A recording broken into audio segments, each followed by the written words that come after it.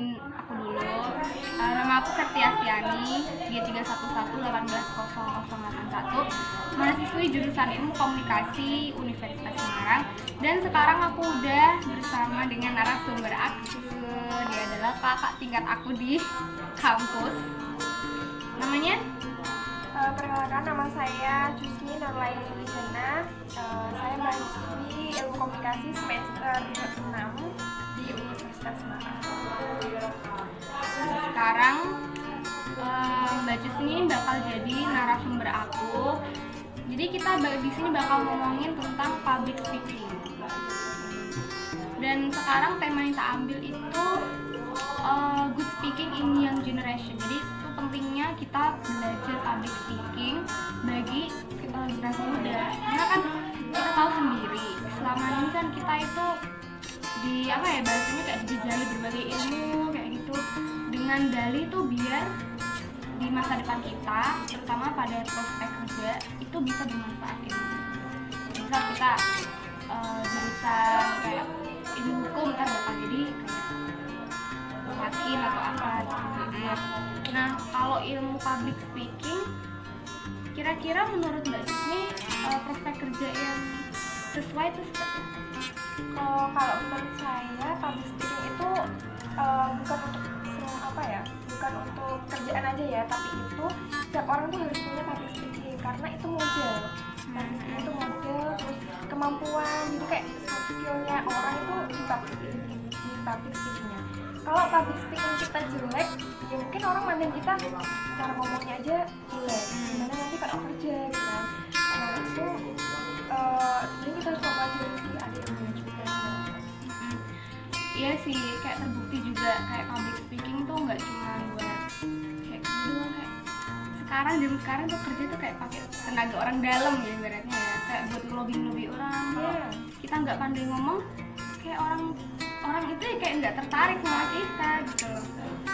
Oke, kalau menurut Mbak Jusni sendiri, public speaking itu seperti apa? Public speaking kalau menurut saya sendiri, Kalau misal kayak itu ya, kayak orang-orang tuh mayoritas tuh kalau dikasih kata public speaking kan pidato di depan umum, kayak ngomong di depan umum. Mbak Jusni sebagai mahasiswi ilmu komunikasi, maksudnya kan udah biasa dong buat public speaking di perkuliahan. ya. Kalau menurut saya sih setelah mempelajari banyak mata kuliah ya, itu public speaking memang arti besarnya itu kan public umum, kan speaking berbicara di depan umum. Tapi sebenarnya bukan hanya kita berbicara di depan umum aja, tapi kita berbicara dengan orang lain, itu juga namanya public speaking. Public speaking itu lebih kayak ilmu bagaimana kita mengolah kata, mengolah kalimat untuk disampaikan kepada orang lain, seperti itu. Jadi kalau menurut saya sih public speaking itu kemampuan atau ilmu yang dimiliki seseorang untuk memberanikan diri berbicara kepada orang lain.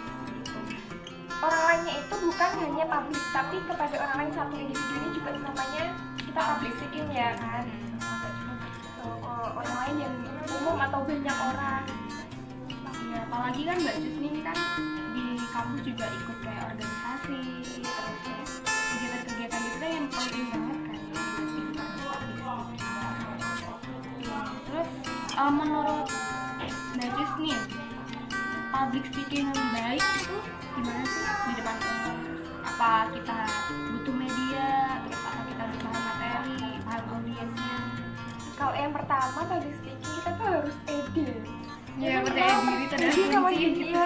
Kadang kan orang kalau bicara di depan umum itu takut ya kan, takut nervous, gimana nanti kalau saya gitu.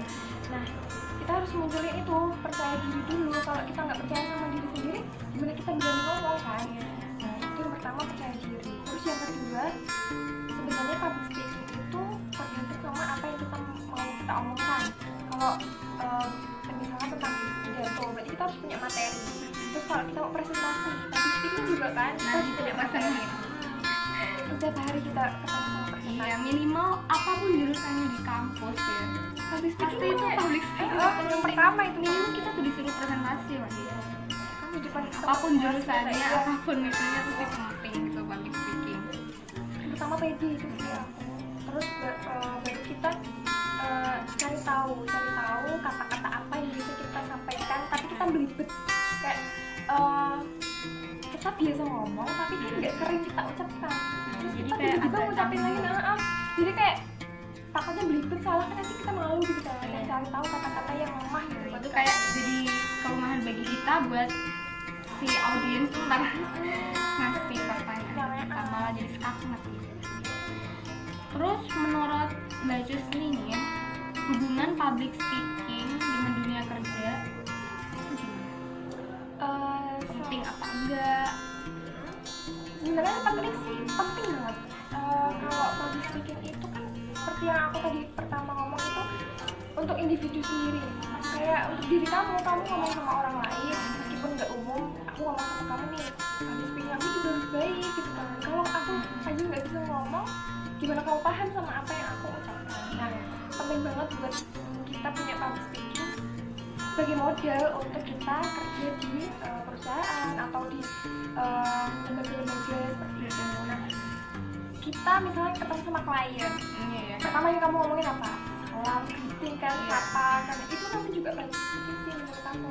Jadi awal ketemu sama orang kamu gimana nyapa, ramah, itu dilihat dari public speaking kita. Ya nggak langsung lu keseharian kita tuh udah itu ya mempelajari public speaking. Cuma kita aja nggak nyadar mungkin ya. Nah, terus kalau public speaking itu lebih ke public relation atau humasnya perusahaan. Jadi setiap hari humas itu ya berhubungan sama masyarakat atau stakeholder. Nah, jadi menurut aku penting banget sih kalau untuk di dunia kerja. Penting ya, berarti intinya penting buat dunia kerja. Selanjutnya mungkin dari Mbak Cuci sendiri bisa kasih tips nih buat teman-teman biar menurut Mbak Cuci sendiri public speaking itu gimana, yang baik itu gimana, bisa dikasih tips. Tipsnya apa ya? Mbak Cuci. Aku sendiri ya, berpengalaman aku aja. Kalau aku dulu lagi ikut organisasi kemahasiswaan, tipsnya itu yang pertama percaya diri. Meskipun aku sampai sekarang tuh belum percaya diri sama diri aku Gitu ya, minimal kita bisa handle lah ya. bisa kayak menghandle diri kita, jangan takut gitu. Aku tuh nggak kenal orangnya, dia nggak akan mungkin emang salah, kita nggak bakal ketemu lagi kok, nggak kayaknya gitu kan. Terus Iya. kita pede, pertama pede. Terus yang kedua lagi cari kata-kata yang sering kita gunakan atau yang sering kita nggak gunakan gitu. Terus kita cari tahu audiensnya, dia tuh kenal sama kita apa enggak. Kalau misalnya dia nggak kenal, ya udah pede aja gitu. Kalau kita kenal, dia udah tahu kita, punya jelek nih, nggak apa-apa gitu kan. Ini kan soft skill aku, nah ini diri aku gitu. Terus kalau misalnya di depan umum kita membawa materi, kita pahami dulu materinya, jangan sampai kita blank gitu loh, nggak yang blank. Jadi kalau berpidato, kita boleh lah bawa materi, misalnya kertas atau notebook gitu kan, Depan kecil gitu. catatan, tapi jangan selalu kita mengandalkan Eye contact juga perlu gitu ya. Jadi itu sih tips-tipsnya. Terus lagi sama public speaking itu lebih menonjolkan ke apa yang kamu ucapkan, apa omongan kamu. Jadi bisa mungkin kamu tuh omongannya jelas, terus bermakna, jadi orang lain tahu. Jangan menggunakan kata-kata yang susah atau orang lain nggak paham. Kayak ilmiah.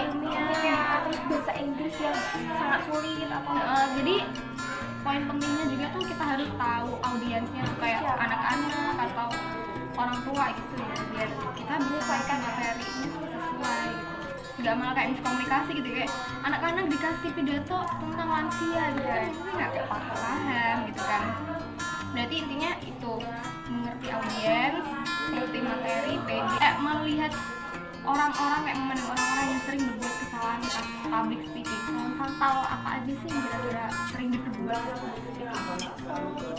kalau lagi ngomong atau apa ya bisa di depan umum, itu mereka lebih sering ngadep ke bawah, nggak mau melihat ke audiens. Kontaknya kurang gitu. Iya, jadi kayak orang lain melihat orang itu ngomong sama siapa, padahal itu kita benar-benar dengerin dia kan. Jadi mungkin Kalau nggak ke bawah ke atas, ke atas atau gitu. dilihatin kemana gitu kan.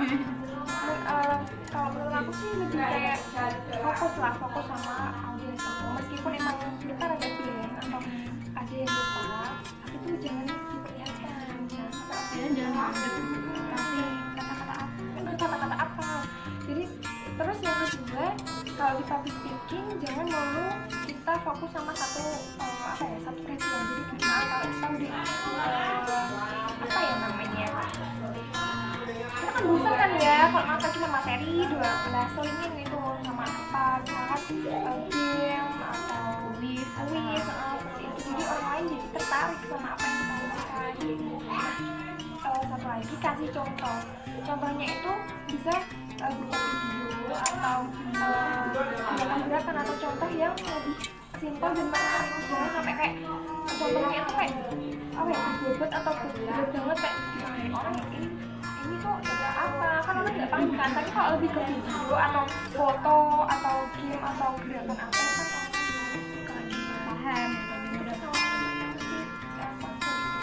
cuma sama terlalu fokus sama materi, jadinya orang kayak jenuh gitu kan ya. Ada kira-kira saran kata-kata buat apa ya, itu sih lebih ke kesalahan teknis aja. Tadi kayak misalnya kalau kita di depan orang kita pegang mic, salah pegang mic aja kita bisa malu kayak pegang kayak orang kan mandang kan fisiknya kan? dulu gitu loh. Terus pakaian diri kita kalau nggak sesuai sama misalnya di acara formal kita pakai casual kan nggak tidaknya tuh ya sesuai gitu sama acara kita. Oke. Selama ini tuh jenis public speaking apa aja sih yang Mbak Jusni udah pernah menjalaninya, terus yang kira-kira Mbak Jusni tahu selama 6 semester ini ya, aku kan banyak banget sih public speaking yang udah aku lakuin. Yang pertama jadi presentasi, jadi kegiatan kecilnya itu presentasi. Terus yang kedua jadi ketua organisasi, itu kan harus ngomong di depan anggotanya sendiri, sering gitu kasih sambutan pidato terus ngasih kayak apa namanya sosialisasi ke orang-orang. Jadi kita punya program kerja, kita harus ngomong di depan orang, kasih materi gitu. Terus ada juga kayak kita rapat kerja kalau ditanyain kita berarti kan kayak berdiri terus ngomong ke orang lain kan, gimana sih program kerja kamu di organisasi, nah itu kita tuh belajar ngomong gitu loh. Iya, kayak satu-satu ya, apalagi anggota kan tuh banyak gitu. Jadi itu sih sama apa ya, jadi MC jadi MC kan juga bagusnya bagus kan ya, harus punya kamus kata-kata yang banyak gitu. apalagi kalau informal lebih susah informal daripada formal. Iya, harus banyak guyonannya, harus banyak yang menghibur. Kayak kalau misalnya terlalu bosan kan kasian juga bosan garing tuh kayak kasian aja gitu. Tapi aku lebih sering ke acara formal sih, MC formal. Lebih enak kayak gitu malah, lebih kayak tekstual gitu kan ya. Ada yang dianut gitu loh. Ada teksnya, kita tinggal baca, paling kita nambahin dikit-dikit dengan ilmu kita gitu. Oke, berarti selama pengalamannya Mbak Jusni di kampus nih, selama menjabat juga berarti pidato, sambutan, terus sosialisasi, jadi materi, berita materi, sama kalau kita lagi rapat kerja, MC juga sih. Public speaking yang udah pernah dipelajarin sama Mbak Jusni, kira-kira apa aja? Jenis-jenis public speaking itu banyak banget, nggak bisa sih aku sebutkan, mungkin ada beberapa yang aku ingat ya. Pertama itu public speaking persuasif. Jadi persuasif itu kan artinya mengajak. Public speaking mengajak itu seperti kayak kita beriklan atau misalkan kita promosi. Nah itu namanya public speaking persuasif. Nah yang kedua itu public speaking informatif. Informatif itu seperti kita presentasi. Nah itu kita memberikan kayak materi kepada teman-teman kita, itu informatif. Terus seperti kayak apa ya, pengumuman, kita membuat announcement kepada orang lain. Nah itu juga pakai omongan kan, omongan kita kepada orang lain. Selanjutnya itu ada profesi public speaking. Jadi profesi public speaking itu seperti MC, presenter, reporter, atau content creator. Biasanya kita lihat di YouTube atau di televisi, ada podcast